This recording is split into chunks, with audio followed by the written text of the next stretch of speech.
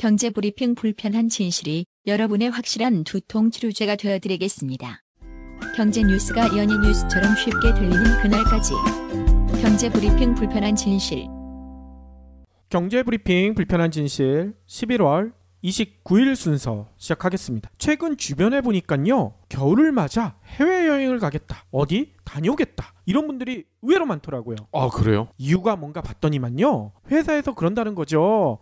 연말까지 남은 연차 이거 다 써라. 네. 물론 가고 싶어서 가는 경우도 있지만 대부분이 뭐 갈 생각이 없었는데 어쩔 수 없이 가는 경우들도 있다고 합니다.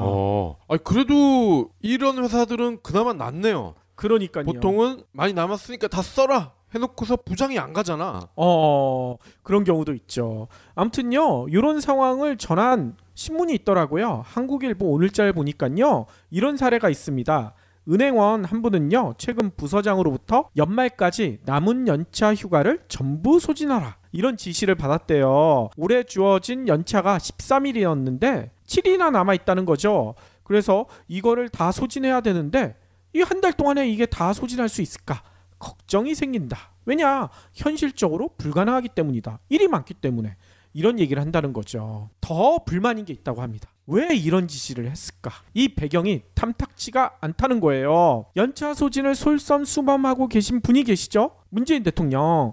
문재인 대통령 말처럼 사람이 먼저다, 이런 생각에서 연차 소진해라 했으면 좋게 받아들였겠지만 그게 아니란 걸 대부분의 노동자들이 알고 있지 않겠습니까? 당연하죠. 돈을 아끼기 위해서 그런 거 아니에요. 그러니까요. 실제로 한국일보에서 인터뷰한 분은 이런 얘기를 해요. 부서장들이 조직원 자녀 연차가 많을수록 부서장 성과 평가에 불이익을 주겠다, 뭐 이런 회사의 엄포 때문에 직원들한테 연차 써라, 이렇게 강요하고 있는 걸로 보인다. 연중에는 연차 이야기만 나와도 눈치를 주다가 연말이 오면 연차 소진해라, 이런 전도사처럼 돌변하고 있다. 이게 너무나 어이가 없다, 이런 얘기를 한다는 거죠. 뿐만 아니라 이렇게 한꺼번에 연말에 연차 소진해라 이런 얘기가 나오니까 눈치 싸움도 치열하게 벌어지고 있다고 합니다. 연말만 되면 벌어지는 쉬어라, 못 쉰다, 이런 다툼이 끊임없다는 거예요. 회사와 간부들은 남은 한 달 동안 쓰지 않은 연차 다 써라고 하지만 직원들 입장에서는 아니, 그러면 일도 쉴 수 있게 해줘야 되는데 일은 남아있잖아. 게다가 연말에는 회사에서 성과평가하죠. 근데 성과평가하는데 쉴 수가 있겠습니까? 이게 불가능하다는 거예요.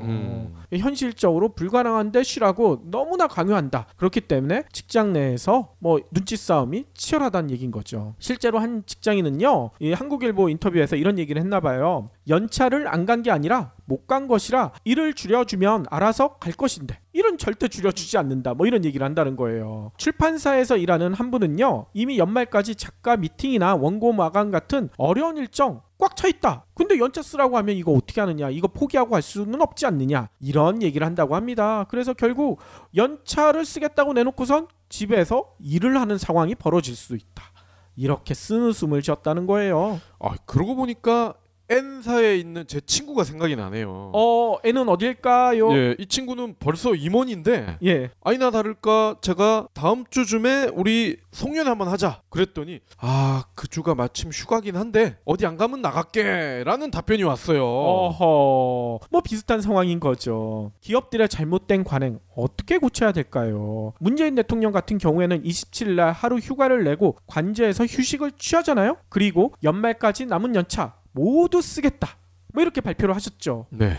실제로 문재인 대통령은요, 요번만 그런 게 아니라 지난 5월에 취임했는데 국가공무원 복무규정상 총 14일의 연가가 주어졌기 때문에 취임 직후인 22일 하루 벌써 연가를 쓰셨죠. 그리고 7월 31일부터는 5일간의 여름 휴가를 다녀왔고요. 게다가 27일 날 휴가를 내면 연가가 7일 남는데 7일도 끝까지 다 쓰실 예정이라고 합니다. 네. 대통령이 이렇게 솔선수범해서 써야 밑에 사람들도 제대로 쉬지 않겠습니까? 근데 문제는 대통령만 쓰고 있다는 거 그거 아니겠어요? 아니에요. 그래도 대통령이 이렇게 쓰니까 공무원 사회에서는 이제 연차 휴가 내는 게 조금 자연스러워졌다는 얘기들이 많이 들려요. 그러니까 제 생각에는요, 기업들도 기업 총수들 이런 사람들이 솔선수범해서 휴가를 가야 돼. 그것도 연말에 몰아서 가지 말고요. 연중에 7월이건 9월이건 10월이건 이럴 때마다 필요할 때마다 계속 써야 밑에 있는 사람들도 눈치 안 보고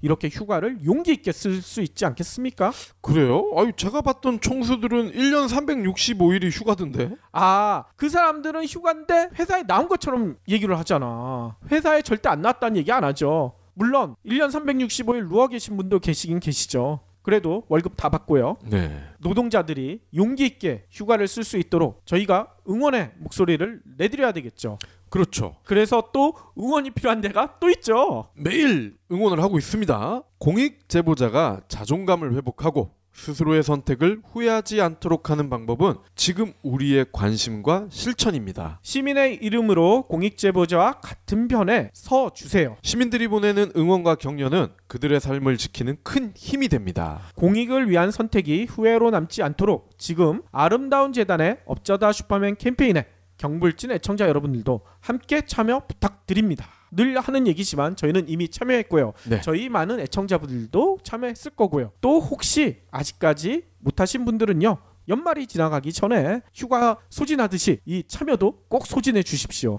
그럼 오늘 꼭 챙겨야 할 경제 브리핑. 오늘 정부에서 주거복지 로드맵 이런 이름의 정책을 발표를 했어요. 아하. 다양한 계층들을 위한 대책이 담겨 있는데 저는 이 저소득 고령 가구에 대해서 좀 주목을 하고 싶어요. 아, 그렇군요. 국토교통부가요 65세 이상 저소득층을 대상으로 하는 임대주택 이름하여 어르신 공공임대. 와. 예, 이 주택을요 2022년까지 매년 1만 실, 총 5만 실을 공급하겠다 이렇게 밝혔습니다. 오호. 어르신 공공임대는 맞춤형 건설임대 3만 호, 매입 임차형 2만 호로 구성이 되는데요. 집을 새로 지어서 공급하는 건설임대는 문턱을 없애거나 높낮이 조절 세면대를 설치한다. 즉 어르신들이 쓰기에 전혀 장애가 느껴지지 않도록 짓겠다. 이래서 무장애 디자인이 적용이 된다고 해요.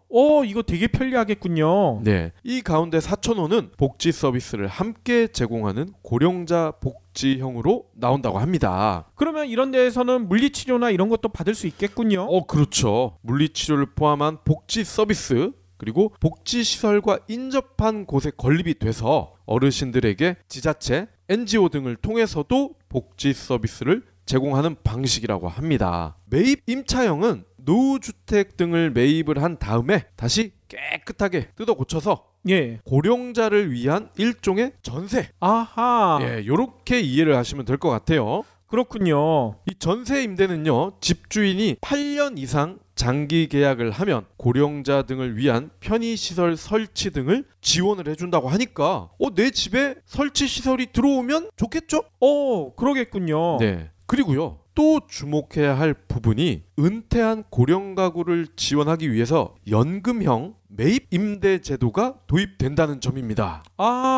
LH가 고령자의 집을 사들이거나 리모델링하고서 청년들에게 임대를 하고 그러면 이 집 주인은 공공임대에 입주를 하는 거죠. 그러면 집 매각 대금이 나올 거 아닙니까? 그렇죠. 이 대금을 한 번에 드리는 게 아니라 연금식으로 분할 지급을 한다. 아하. LH는 단독주택과 다세대 위주로 매입을 할 예정이고요. 매도인은 분할 지급 기간을 10년, 20년으로 선택을 할 수가 있어요. 예. 집주인 임대사업의 경우에는 대상자를 선택할 때 고령자가 소유한 주택이 우선 선정될 수 있도록 가점을 부여하고요. 임차인을 뽑을 때도 독거노인 이런 고령층 주거 약자가 우선시 된다고 합니다. 자, 근데 저는 이번 정책을 보면서 국토부에서 장기적인 비전으로 플랜을 짰다 이런 느낌이 들어요. 시간이 갈수록 어르신들 점점점 늘어날 거고 그렇게 되면 적지 않은 분들이 돌아가실 수도 있겠죠. 그렇죠. 그럼 그분들이 살아왔던 그 집들 이게 이제 사회 문제가 될 수도 있지 않겠습니까? 물론 자식들한테 넘겨줄 수도 있겠지만 이럴 때 이 주택을 연금형 매입으로 사들이면 청년들도 신혼주택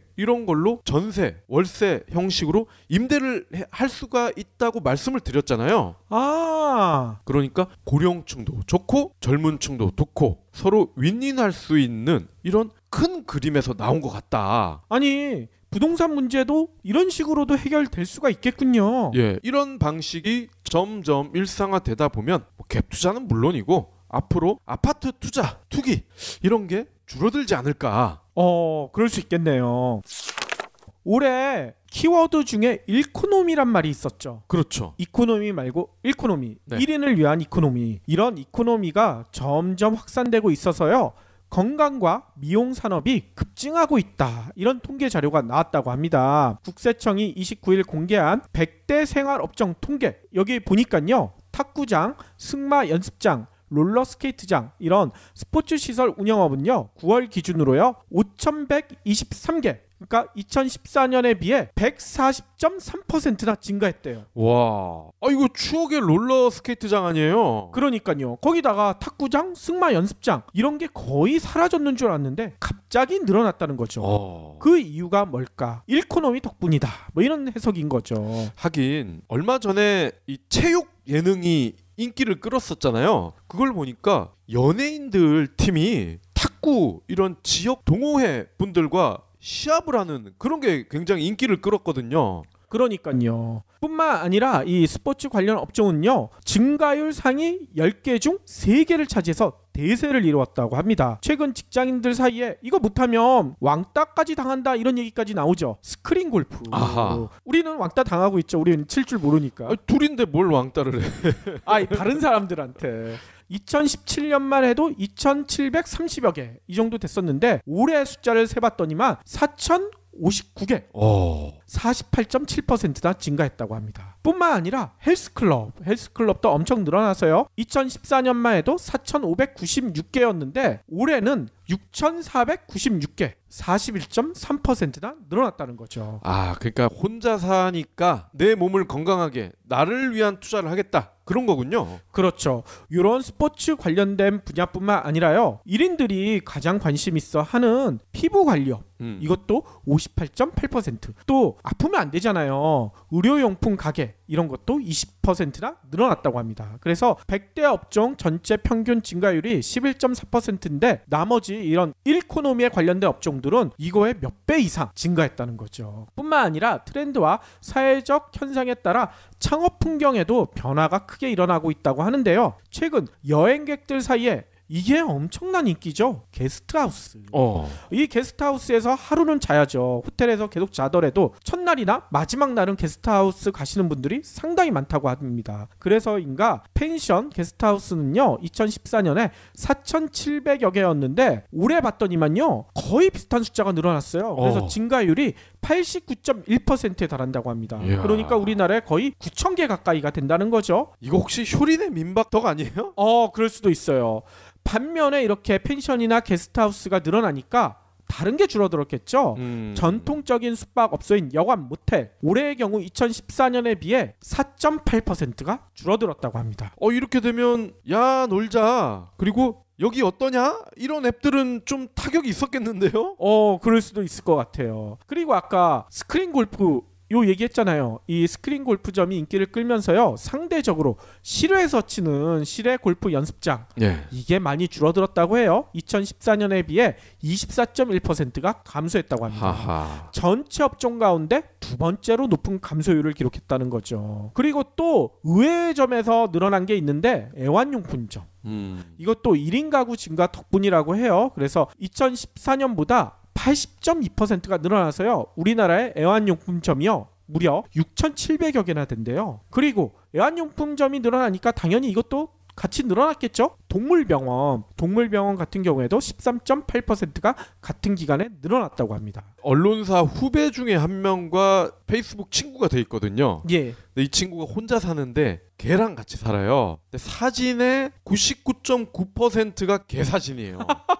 이런 표현 써도 되는지 모르겠지만 한마디로 개판이군요. 정말 개판인 게 자기를 위한 투자보다는 강아지를 위한 투자가 훨씬 많은 것 같아. 아하. 그래서 강아지 관련 용품을 살 때마다 사진을 올리더라고요. 그렇죠. 일코노미 확산에 따라 여러 가지 사회적 분위기가 바뀌고 있는 것 같은데요. 저는 그런 생각이 좀 듭니다. 결국은 이런 일코노미가 확산될수록 인간관계가 더 중요해지거든요. 네. 그 인간관계를 복원시킬 수 있는 이런 문화 또 이런 산업 이런 것들도 좀 뜨지 않을까. 앞으로는 좀 주목받을 것 같아요. 네. 어떤 식으로 주목받을 수 있느냐? 경불진을 통해서 사람들이 만나는 거예요. 그런 사업을 한번 해보면 어떨까요? 아, 경불진을 통해서? 그렇죠. 아. 경불진을 같이 듣는 사람들의 모임 이런 것들을 오프라인 모임으로 만들어 드리는 거예요. 그래서 일코노미족들이 와가지고 서로의 외로움을 달랠 수 있는. 근데 왠지 소개팅 앱이 더 빠를 것 같다는 그런 생각이 드는데요. 그냥 저희만의 생각이죠.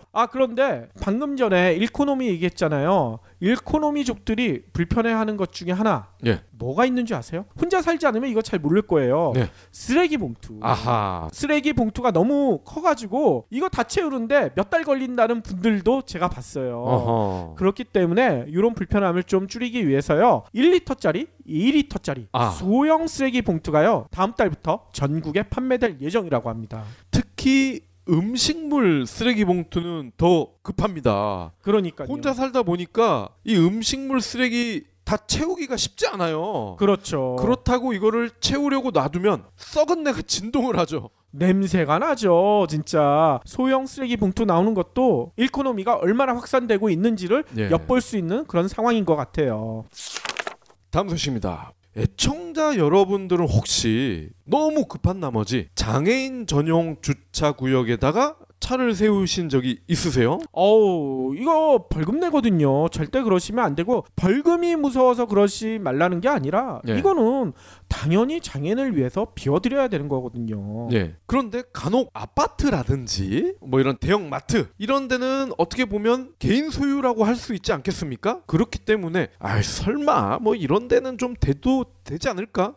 공공기관의 주차장도 아닌데 이렇게 생각을 하시는 분도 있을 거예요.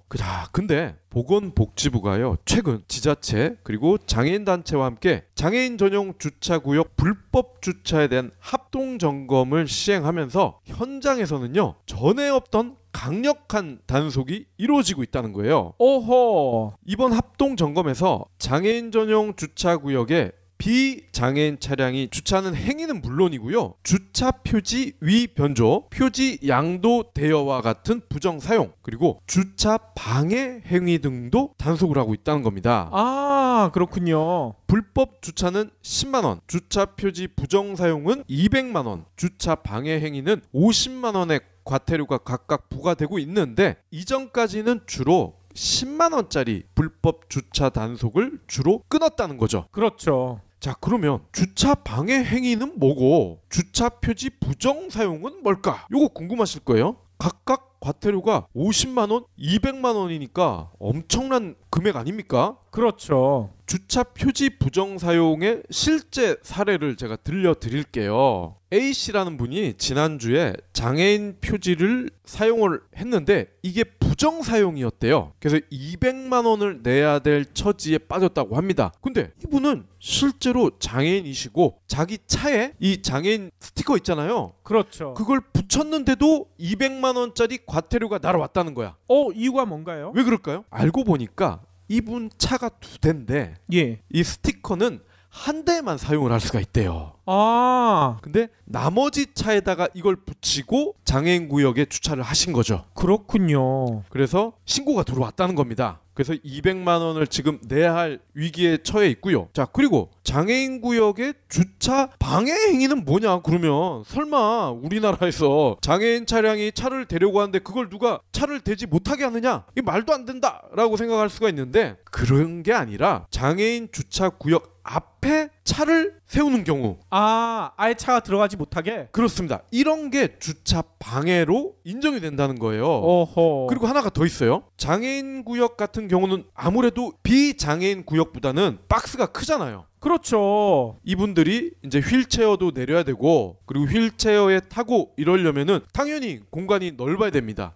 그런데 간혹 그런 분이 있어요. 장애인 구역인 줄은 알고 내가 그 옆에다 댔는데 이 장애인 구역 박스 칸에 너무 지나치게 가까이 붙였어. 아, 그래서 이 장애인 차량에 타신 분이 못 내린다. 문을 거의 못 열 정도로 바싹 붙였다. 그렇죠. 이것도 방해 행위로 간주가 될 수 있다는 겁니다. 그러니까 내가 장애인 구역에 안 됐다고 해서 과태료를 안 내는 건 아니라는 겁니다. 그러니까 요 주차 방해 행위 요거는 유념하셔야 될 것 같아요. 그렇죠. 그리고 제가 요번 주 토요일이었을 거예요. 그때 무한도전을 보다 보니까 예전에 국민의원 해가지고 여러 가지 법률안 발의했던 것 중에 하나가 뭐였냐면 임산부 전용 주차장.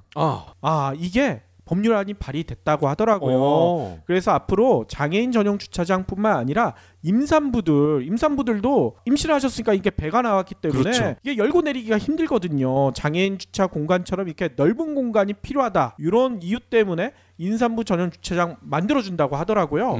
요것도 만약에 생기게 되면 여러분들 철저하게 지키셔야 됩니다. 이 방해행위나 거기에 몰래 갖다 대는 거 이거 절대 안 되겠죠. 맞아요. 대형 유통 매장에는 이미 임산부 전용 박스가 있거든요. 근데 가만히 보면은 아저씨들이 더 많이 되는 것 같아. 그러니까요. 아니 임신하고 오시던가. 마지막으로는요. 제가 예전 방송에서 한번 얘기를 했나 안 했나 좀 기억이 가물가물한데 제가 고향이 제주도라고 했잖아요. 네. 그래서 제주도 관련된 얘기를 지금부터 드릴까 하는데 되게 재밌습니다. 제주도에서도 수출을 많이 할 거 아닙니까? 근데 제주도의 수출 1위 품목이 도대체 뭘까요?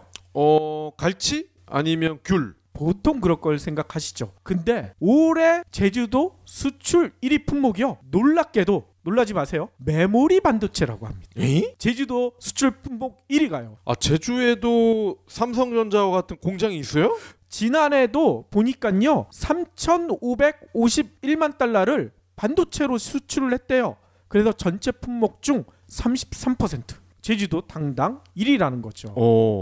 그 업체가 어딥니까? 그래서 요 내용을 알려드릴 텐데 뭐 저희가 취재한 건 아니고요. 한국경제에서 며칠 전에 요 내용을 기사화 시켰고 제 패친이 제가 제주도 출신인 줄 알고 이걸 전해주셨더라고요. 저도 늦게 봤습니다. 이 PD님의 직업적 고향이 한국경제잖아.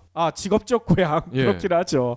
아무튼 한국경제에서 며칠 전에 전한 소식인데 너무나 반가워서 여러분들과 함께 할까 하는데요. 이름이 제주 반도체예요. 그래요? 재밌죠? 이 제주 반도체는요. 삼성전자나 뭐 이런 반도체 업체랑도 조금 차이가 난대요. 뭐가 차이 나느냐? 우리나라의 유일한 메모리 반도체 설계 업체. 이게 전문 용어로 팹리스라고 하잖아요. 네. 이 업체라고 합니다. 이 제주 반도체를 이끌고 계시는 박성식 대표는요. 한국경제와 인터뷰에서 이런 얘기를 했어요. 올해 창사 이래 처음으로 매출 1,000억 원을 돌파할 예정이다. 대단하죠? 내년 주문도 이미 상당 부분 받아놨다. 올해 못지않은 실적이 예상된다. 이런 얘기를 했다는 거예요. 그래서 제주 반도체는요. 2GB 이하의 저사양 D램을 설계해서요. 대만 파운드리, 이 반도체 수탁 생산하는 업체들 얘기하는 거죠. 대만 파운드리 업체에 생산을 맡기고 있다고 해요. 그래서 저사양 제품 이게 도대체 뭘까 궁금하실 텐데요. 저사양 제품이라는 것은요. 삼성전자나 SK하이닉스에서 만들지는 않지만 보급형 PC, 스마트폰 이런 데 쓰이는 반도체를 얘기한다는 거예요. 전 세계 시장 규모가 8조 원에 이른다고 합니다. 그러니까 삼성이나 하이닉스 입장에서는 돈 안 된다라고 해서 만들지 않는 부품이라는 거죠. 그래서 대만 업체가 생산하는데 대만 업체가 생산할 수 있도록 이 설계를 제주 반도체에서 한다는 얘기인 거죠. 그러면 팹리스는 R&D 센터 이렇게 생각을 하면 되겠네요. 그랑도 비슷할 것 같아요. 그런데 저사양이니까 이거 뭐 하는 거 그냥 쉽지 않을까 그렇게 생각하시는 분들도 계실 텐데요. 대만 업체가 생산하는 이런 제품을 개발하는데 돈이 얼마나 들어가느냐? 40억 원 이상 들어간다는 거예요. 그러니까 이게 말은 저사양이지만 결코 설계하는데도 저사양은 아니란 얘기인 거죠. 우리나라는요. 이 팹리스 업체가 여기가 유일하다고 했죠. 나머지는 거의 영세, 존재감이 전혀 없어요. 그래서 제주 반도체를 제외하고는 이 메모리 반도체를 제작하는 곳이 아예 없다고 합니다.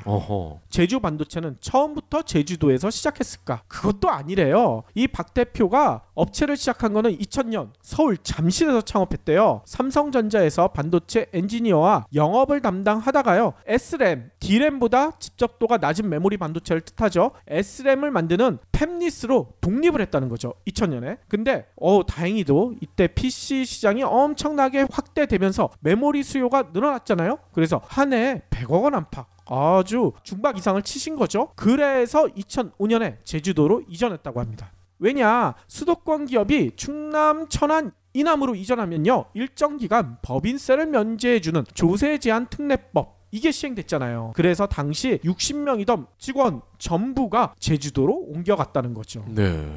가서 승승장구했을까? 또 그건 아니래요. SRAM만으로는 힘들겠다 생각을 해서 DRAM 기술을 개발에 나섰는데 2007년에 여러분들도 기억나실 겁니다. 반도체 시장이 얼어붙기 시작했잖아요. 그 이후 2년간 제주 반도체는요, DRAM 개발에 400억 원이나 쏟아 부었는데 별로 성과가 좋지가 않았다는 거죠. DRAM 핵심 기술을 보유한 랩스웨이라는 회사도 200억 원에 인수를 했는데 이것도 별로 성과가 없었다는 거예요. 그래서 2005년에만 700억 원에 가깝던 쌓아놨던 현금이 눈 녹듯이 사라졌다는 거죠. 네. 이때 월급도 주기 힘든 상황에 빠졌다고 합니다. 하지만 박 대표는 회사에서 봉급을 스스로는 받아가지 않으면서도 직원들, 특히 연구원들 급여를 깎지 않으면서 계속 기술 개발을 해왔다는 거죠. 이때 한계한 연구 인력들이 제주 반도체가 나냐 등 대만의 주요 저사양 메모리 반도체 제조업체들과 나란히 경쟁할 수 있도록 성장하는 미천이 됐다. 박 대표는 이렇게 설명하고 있어요. 그래서 현재 제주 반도체 직원은요 100명이라고 합니다. 네. 그리고 100명 중에 연구 인력이 60여 명. 그래서 제주 반도체는요 제주도에 내려가서 현지 대학과 산업협동 과정 뭐 이런 것도 만들었다는 거예요. 네. 제주도에 종합대학 있죠. 제주대에 기부를 해서요 2005년부터는 제주 반도체 트랙 과정 이런 걸 운영하고 있다고 합니다. 그래서 반도체 기술 인력을 양성하고 있고요. 3학년 때부터는 제주 반도체에서 일을 할 수 있도록 이런 것도 시행하고 있대요. 그래서 매년 이 과정을 졸업한 3명에서 4명 가까이가 제주 반도체 연구원으로 취업하고 있다는 거죠. 마지막 말도 되게 멋있어요. 아까 2005년에 위기를 겪었다고 했잖아요. 기자가 물어봤나 봐요. 이때 회사 팔았으면 돈 많이 버셨을 텐데 왜 안 그랬냐? 그랬더니 박 대표가 이렇게 얘기합니다. 기업을 한번 시작한 이상 직원들이 실업자가 되는 것을 내 눈으로는 볼 수가 없다. 끝까지 함께 하고 싶었다. 이런 얘기를 했다는 거죠. 진짜 CEO의 마인드가 이 박 대표만큼만 됐으면 얼마나 좋을까요? 그렇죠. 이 박 대표가 좋아하는 가수 저는 알 것 같아. 누구예요? 성시경. 왜요? 이름이 박성식이잖아. 그래서 성식형 그러면은 내가 성시경인가? 이러실 것 같은데요. 아재 개그 하신 거군요. 네. 그렇군요. 아무튼 요 박 대표의 경영 철학 진짜 우리가 응원을 많이 해드리고 싶고요. 앞으로 제주 반도체가 진짜 제주도뿐만 아니라 우리나라 그리고 세계에서도 빛나는 업체가 되기를 저희도 응원하겠습니다.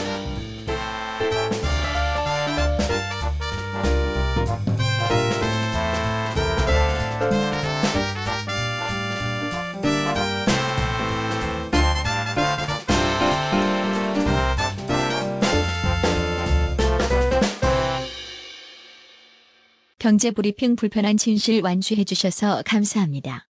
하트 투척, 댓글 남기기, 계좌 후원 등 다양한 방법으로 힘을 보태주세요.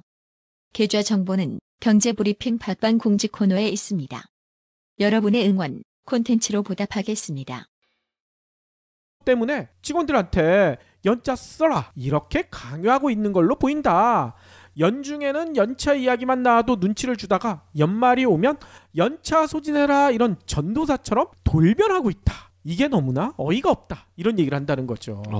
뿐만 아니라 이렇게 한꺼번에 연말에 연차 소진해라 이런 얘기가 나오니까 눈치 싸움도 치열하게 벌어지고 있다고 합니다. 연말만 되면 벌어지는 쉬어라, 못 쉰다 이런 다툼이 끊임없다는 거예요. 회사와 간부들은 남은 한 달 동안 쓰지 않은 연차 다 써라고 하지만 직원들 입장에서는 아니 그러면 일도 쉴 수 있게 해줘야 되는데 일은 남아있잖아. 게다가 연말에는 회사에서 성과 평가하죠. 근데 성과 평가하는데 쉴 수가 있겠습니까? 이게 불가능하다는 거예요. 현실적으로 불가능한데 쉬라고 너무나 강요한다. 그렇기 때문에 직장 내에서 뭐 눈치 싸움이 치열하다는 얘기인 거죠. 실제로 한 직장인은요, 이 한국일보 인터뷰에서 이런 얘기를 했나 봐요. 연차를 안 간 게 아니라 못 간 것이라 일을 줄여주면 알아서 갈 것인데 일은 절대 줄여주지 않는다. 뭐 이런 얘기를 한다는 거예요. 출판사에서 일하는 한 분은요, 이미 연말까지 작가 미팅이나 원고 마감 같은 어려운 일정 꽉 차 있다. 근데 연차 쓰라고 하면 이거 어떻게 하느냐, 이거 포기하고 할 수는 없지 않느냐, 이런 얘기를 한다고 합니다. 그래서 결국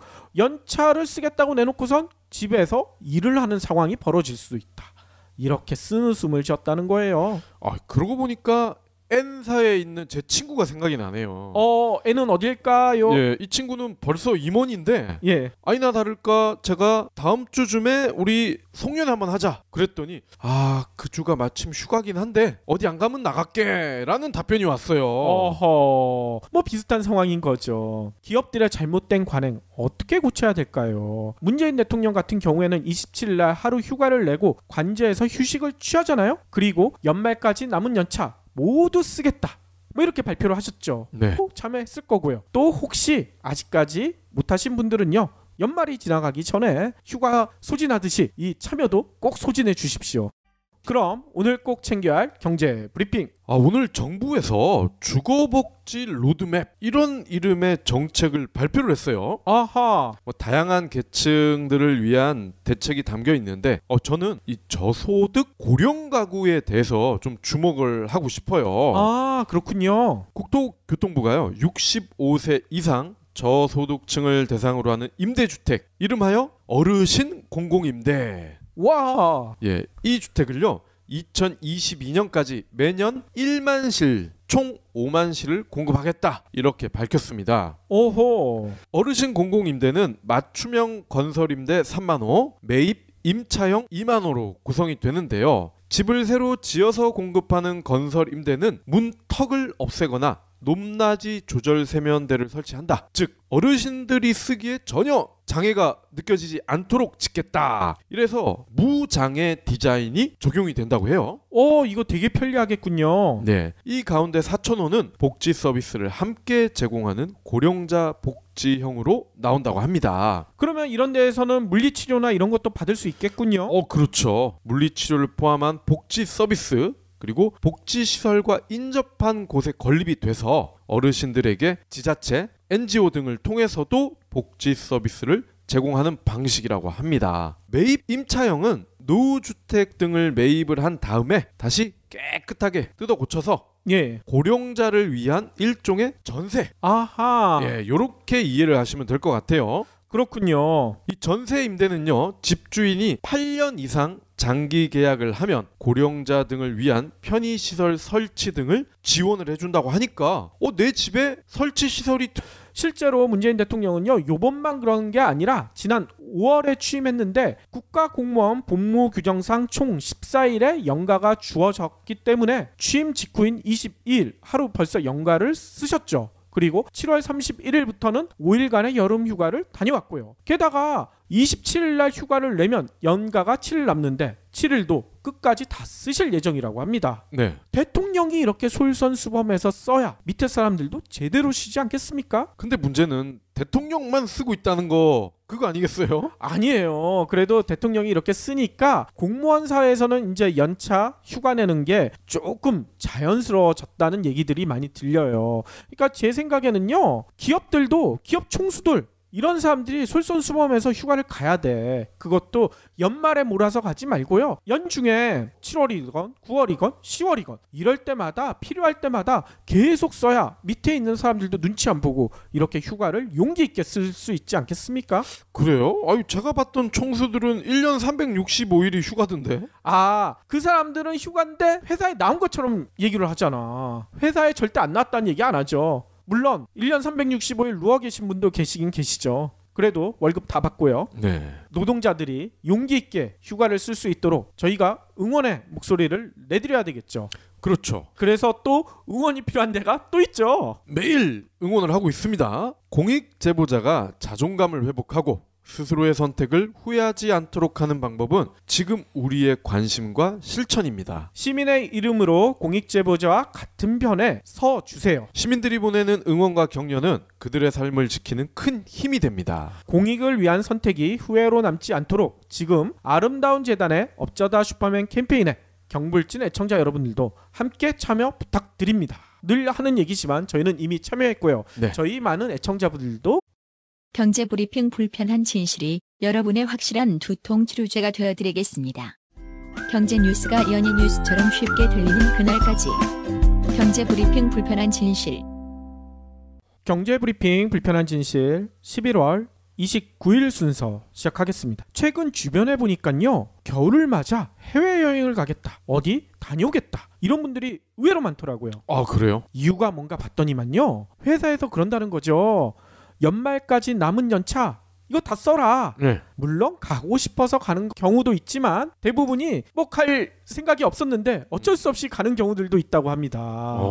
아니, 그래도 이런 회사들은 그나마 낫네요. 그러니까요. 보통은 많이 남았으니까 다 써라 해놓고서 부장이 안 가잖아. 그런 경우도 있죠. 아무튼요, 이런 상황을 전한 신문이 있더라고요. 한국일보 오늘자를 보니까요, 이런 사례가 있습니다.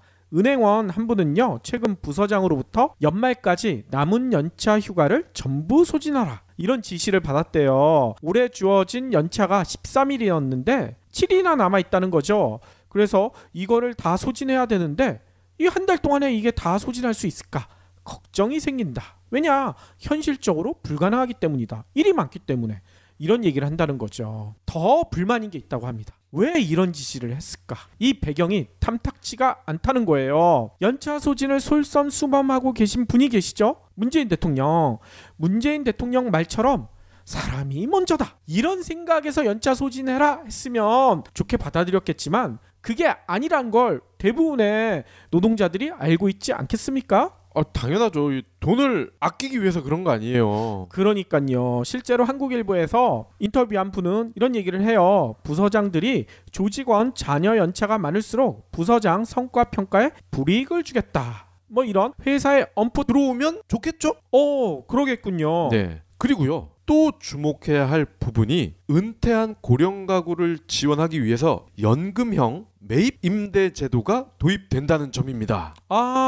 LH가 고령자의 집을 사들이거나 리모델링하고서 청년들에게 임대를 하고, 그러면 이 집 주인은 공공임대에 입주를 하는 거죠. 그러면 집 매각 대금이 나올 거 아닙니까? 그렇죠. 이 대금을 한 번에 드리는 게 아니라 연금식으로 분할 지급을 한다. 아하. LH는 단독주택과 다세대 위주로 매입을 할 예정이고요. 매도인은 분할 지급 기간을 10년, 20년으로 선택을 할 수가 있어요. 예. 집주인 임대사업의 경우에는 대상자를 선택할 때 고령자가 소유한 주택이 우선 선정될 수 있도록 가점을 부여하고요. 임차인을 뽑을 때도 독거노인, 이런 고령층 주거 약자가 우선시 된다고 합니다. 자, 근데 저는 이번 정책을 보면서 국토부에서 장기적인 비전으로 플랜을 짰다, 이런 느낌이 들어요. 시간이 갈수록 어르신들 점점점 늘어날 거고, 그렇게 되면 적지 않은 분들이 돌아가실 수도 있겠죠. 그렇죠. 그럼 그분들이 살아왔던 그 집들, 이게 이제 사회 문제가 될 수도 있지 않겠습니까? 물론 자식들한테 넘겨줄 수도 있겠지만, 이럴 때 이 주택을 연금형 매입으로 사들이면 청년들도 신혼주택 이런 걸로 전세, 월세 형식으로 임대를 할 수가 있다고 말씀을 드렸잖아요. 그러니까 고령층도 좋고 젊은 층도 좋고 서로 윈윈할 수 있는 이런 큰 그림에서 나온 것 같다. 아니, 부동산 문제도 이런 식으로도 해결될 수가 있겠군요. 예, 이런 방식이 점점 일상화되다 보면 갭 투자는 물론이고 앞으로 아파트 투자, 투기 이런 게 줄어들지 않을까. 그럴 수 있겠네요.